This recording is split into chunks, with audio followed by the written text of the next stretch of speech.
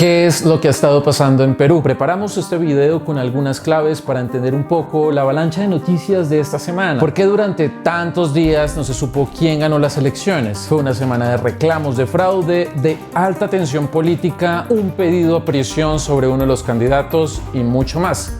Bienvenidos. Acciones de nulidad en 802 mesas. Llamo a las autoridades electorales. Keiko Fujimori, hija del expresidente Alberto Fujimori, pudo postularse pese a tener en el zapato la piedra de una acusación de la Fiscalía por recibir presuntamente dinero ilegal de la constructora brasileña Odebrecht para sus campañas de 2011 y 2016, cargos que ella niega. No he recibido dinero del señor Marcelo Odebrecht, ni de su empresa.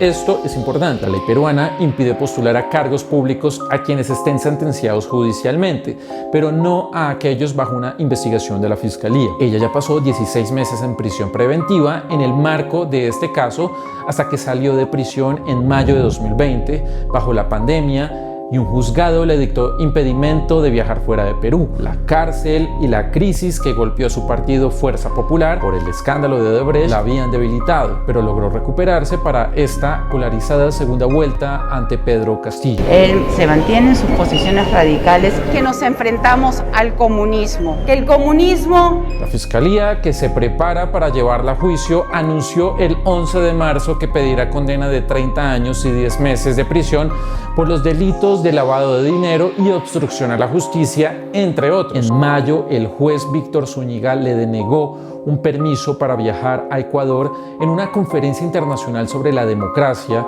invitada por el Nobel de Literatura peruano Mario Vargas Llosa. El escritor respaldó su candidatura considerándola como el mal menor. El juez indicó que le negó el permiso para reducir el riesgo de fuga que la Fiscalía teme. ¿Por qué empezamos hablando de Keiko Fujimori y de qué va todo esto? Keiko ofreció una rueda de prensa el miércoles para pedir al Jurado Nacional de Elecciones que anulara los resultados de 802 mesas de votación, que serían unos 200.000 votos, por supuestas irregularidades. También en esta misma semana de tensión por el resultado electoral, un fiscal pidió prisión en contra de la candidata, acentuando la división e incertidumbre en ese país. La paradoja es que a medida de que se fue alejando la posibilidad de ser la primera presidenta mujer de Perú, fue creciendo la amenazante sombra de un juicio por presunto lavado de activos que puede condenarla a 30 años y 10 meses de prisión a pedido del fiscal. De ganar la presidencia, Fujimori habría tenido la inmunidad y solo podría haber sido juzgada una vez que termine su mandato de 5 años. Con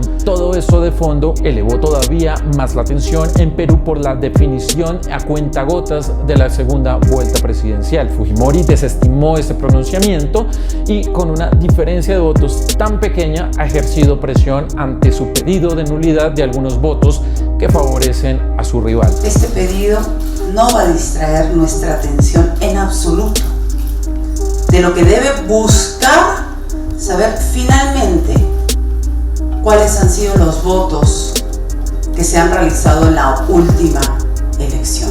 Ahora hablemos de Pedro Castillo. ¿Quién era él y cómo llegó a las elecciones? Pedro Castillo es un maestro de escuela rural que salió del anonimato hace 4 años como líder de una huelga nacional del magisterio e irrumpió con un discurso de izquierda, pero con algunas ideas conservadoras. Ya hablaremos de eso. Fue el candidato de Perú Libre, un minoritario partido izquierdista, y pasó a segunda vuelta con una leve ventaja sobre Keiko Fujimori. Ellos dos pasaron entre 18 candidatos, todo un récord. De 51 años, Castillo carga con el mérito de canalizar el sentimiento e indignación de una parte de Perú que conectó con un mensaje simple: no más pobres en un país rico. Nació en Puña, un pueblo del distrito de Chota, en la región norteña de Cajamarca, donde vive y trabaja como maestro en una escuela rural desde hace 24 años. Está casado y tiene 3 hijos. Su esposa es evangélica, pero él es católico.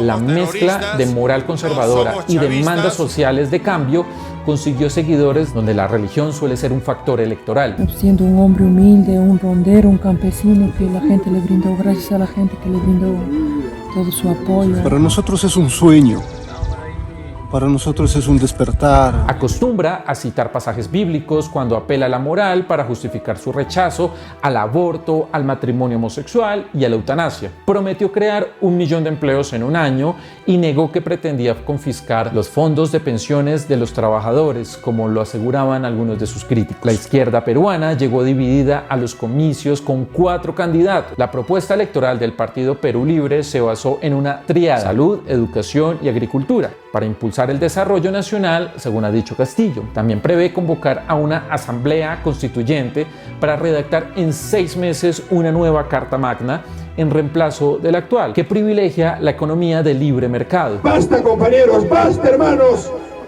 Vamos a participar de la Asamblea Nacional Constituyente para redactar la Constitución, para que los recursos del país sean para los peruanos. Quiere decir también que la Constitución de 1993 es un legado del gobierno de derecha populista de Alberto Fujimori, padre de Keiko y condenado hoy por crímenes de lesa humanidad. La rival de Castillo se oponía a cambiar la Carta Magna. El candidato prometía además expulsar a los extranjeros que cometan delitos, en una tácita alusión a los migrantes venezolanos que llegaron desde 2017 y que superan el 1 millón. Sobre el tema ha dicho incluso que buscará abrir el camino para la pena de muerte a los delincuentes. Había anunciado que si llegaba al poder, el país recuperará el control de sus riquezas energéticas y minerales como el gas, el litio y el oro, ahora bajo el control de multinacionales. Sin embargo, no ha precisado cómo lo hará. Revisemos los contratos transnacionales, los contratos que se han dado con las empresas transnacionales que han saqueado el país, para que hoy que se están robando la riqueza del país, el 70% de las utilidades se lo llevan allá, el 70% se tiene que quedar para el Perú. Algunos de sus críticos más fuertes han cuestionado la falta de fundamento técnico en algunas de sus propuestas, porque se demoró en conocerse al nuevo presidente. La Oficina Nacional de Procesos Electorales de Perú culminó el pasado jueves el procesamiento del 100% de actas electorales que definen al nuevo presidente de ese país. Hasta el momento en que fue grabado ese video, Pedro Castillo era el candidato que consiguió más votos tras el 99.8% de sufragios escrutados, en una tendencia que parece irreversible, es decir, 50.989 más votos que Keiko.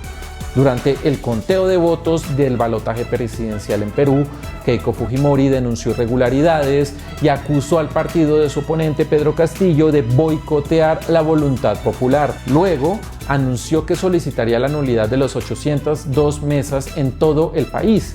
Pero ni las autoridades electorales ni misiones observadoras externas tienen registros de un fraude. En todo caso, aunque se fija un plazo de 3 días para resolver recursos por cada instancia, especialistas consultados por el diario peruano El Comercio coincidieron en que este tiempo se podría alargar. Si bien estos procesos no congelan el conteo de votos, sí detienen la proclamación de resultados. La incertidumbre se acentuó durante varios días en un país sumido en convulsiones políticas que condujeron a tener 4 presidentes desde 2018, 3 de ellos en 5 días de noviembre de 2020. La elección volvió a dejar en evidencia no solo la división política del país, sino también la brecha entre Lima y el Perú profundo, postergado por siglos y muy golpeado por la recesión económica causada por la pandemia. Además de todo esto, expertos sostienen que el camino no está fácil para Pedro Castillo ante el nuevo Congreso. Una asamblea constituyente, el llamado a la aprobación de un conjunto de reformas, va a depender también de las posibilidades de dialogar y generar consensos con un parlamento altamente fragmentado. Seremos un gobierno respetuoso de la democracia, de la Constitución actual. Seremos respetuosos y haremos un gobierno con estabilidad financiera y económica. ¿Qué viene ahora para Perú? Se los estaré contando. Hasta pronto. Déjame saber qué tal te pareció este video. Muchas gracias por acompañarme. Chao.